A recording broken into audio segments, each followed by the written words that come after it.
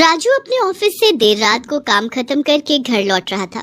आज वो घर जाने के लिए बेहद खुश था क्योंकि अगले दिन राखी का त्योहार था और राजू की बहन चिंकी दूसरे शहर से काफी समय बाद राजू से मिलने आई थी। चिंकी राजू को कॉल करती है। अरे भैया, कहाँ हैं आप? इतनी देर हो गई, मैं कब से आपका वेट कर रही हूँ। देखिए अंधेरा हो रहा है, जल्दी घर आ जाइए। हाँ हाँ चिंकी, मैं बस अब ऑफिस से निकल गया हूँ। और सुनो, मेरे फोन में बैटरी भी नहीं है, ये कभी भी बंद हो सकता है। तुम परेशान मत होना, मैं बस 1 घंटे में घर पहुँच जाऊंगा, ठीक है? राजू इतना बोलता ही है कि उसके फोन की बैटरी खत्म हो जाती है और वो बंद हो जाता है।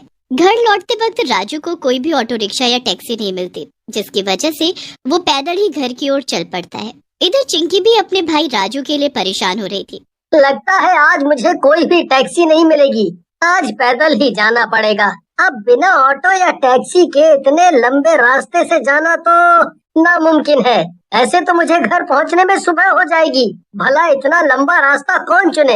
हाँ चलो, कब्रिस्तान वाले शॉर्टकट से ही चलते हैं।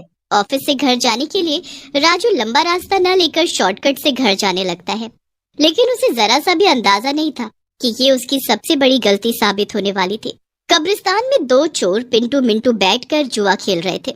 वो जब राजू को अकेले इतनी रात में वहाँ से गुजरता हुआ देखते हैं तो वो उसे लूटने का सोचते हैं। ए लड़के, चल अपना सारा सामान और पैसे निकाल कर हमें दे, और जरा भी आवाज की तो ये चाकू देख रहा है ना, इसको तेरी गर्दन में घुसा दूंगा।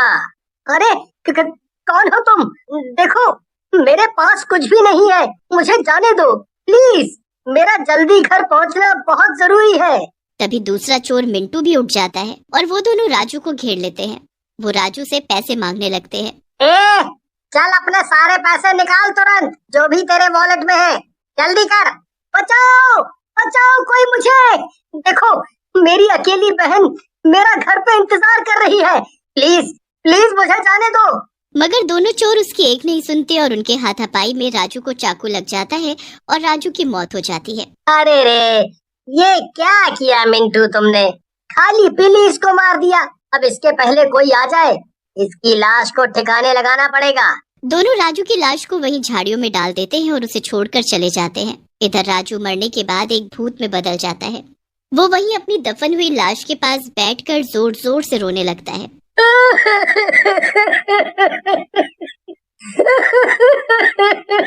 अरे ये सब क्या हो गया? अब मैं अपनी बहन से कैसे मिलूंगा? वो कितनी दूर से मुझसे मिलने आई थी, उसे तो ये भी नहीं पता कि मैं यहाँ मर चुका हूँ। इस तरह से राजू की आत्मा वहीं उसी कब्रिस्तान में इधर उधर भटकने लगती है। जब भी कोई कब्रिस्तान के पास से गुजरता, राजू मदद की गुहार लगाता, पर हर कोई राजू की डरावनी आवाज सुनकर डर जाता। एक आदमी कब्रिस्तान के पास से नशे की हालत में गुजर रहा था। अरे मैं हुस्न परी, मैं जाने जहां, मैं सबसे हंसी, मैं सबसे जवां, सौंदर्य साबुन निरमा, सौंदर्य साबुन निरमा। नशे की हालत में उस आदमी को देखकर राजू को एक आइडिया आता है। राजू उस आदमी के सामने जाता है। अरे भला तुम कौन हो? अरे रे, ये तो भूत है। अरे कोई बचाओ! इसकी आंखें तो देखो, कितनी लाल और डरावनी है। अरे भागो रे भागो! पर वो आदमी भाग नहीं पाता। राजू उस आदमी के शरीर के अंदर घुस जाता है और अपने घर की तरफ जाने लगता है। राजू अपने घर का दरवाजा खटखटाता है, पर कोई गेट नहीं खुलता। उसे अंदर से अजीब सी आवाजें आती हैं, इसलिए राजू खिड़की से घर के अंदर देखने की कोशिश करता है। खिड़की से राजू को जो दिखाई देता है, उसके बाद उसके पैरों तले जैसे जमीन ही खिसक जाती है। राजू देखता है कि उसके घर में वही दोनों चोर बैठे हुए थे जिन्होंने उसे मारा था, और अब वो चिंकी को बंदी बनाए हुए थे। उन्होंने चिंकी को बांध कर रखा था और वो सब घर को लूट रहे थे। अच्छा हुआ उस आदमी के वॉलेट से हमें उसके घर का एड्रेस मिल गया, और उसने मरने से पहले ये भी बोला था कि उसकी बहन अकेली है और इसका इंतजार कर रही है। हाँ, उसने खुद तो हमें ज्यादा पैसे नहीं दिए और हमारा काम आसान कर दिया। अब देखो आज हमें कितना फायदा हो गया। आज तो हम माला माल होने वाले हैं। पिंटू और मिंटू दोनों हंसने लगते हैं और सारे कीमती सामान को अपने झोले में डालने लगते हैं। उधर चिंकी का राजू के मरने की खबर सुनकर बुरा हाल था। वो रोती ही जा रही थी। ये सब कुछ खिड़की से देखकर उस नशेड़ी आदमी के अंदर घुस चुकी आत्मा को बहुत गुस्सा आता है। वो जाकर दरवाजा तोड़ देता है और कमरे के अंदर पहुंच जाता है। अरे तू कौन है और तू अंदर कैसे आया भला? ए मिंटू, इसको भी बांध दे और अगर ये ज्यादा होशियारी दिखाए तो इसके अंदर चाकू घुसा देना। अरे पिंटू, जरा इस आदमी की आंखें तो देख, कितनी लाल है। ऐसा लग रहा है इसने बहुत पी रखी है। ओए, कौन है रे तू? चल भाग यहाँ से, वरना अभी ऊपर का टिकट काट दूंगा तेरा। तभी राजू को गुस्सा आ जाता है और अपनी शक्तियों की मदद से वो मिंटू और पिंटू को हवा में उड़ाने लगता है और जमीन पर पटक देता है।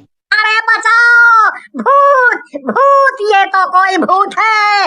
अरे कोई बचाओ। अरे हमें क्यों मार रहा है रे भूत? भला हमने तेरा क्या बिगाड़ा है? क्या बिगाड़ा है? अरे तुम दोनों ने तो मेरा सब कुछ मुझसे छीन लिया है। तुम्हारी वजह से मेरी ये हालत हो गई है। तुम्हें तो मैं जिंदा नहीं छोड़ूंगा।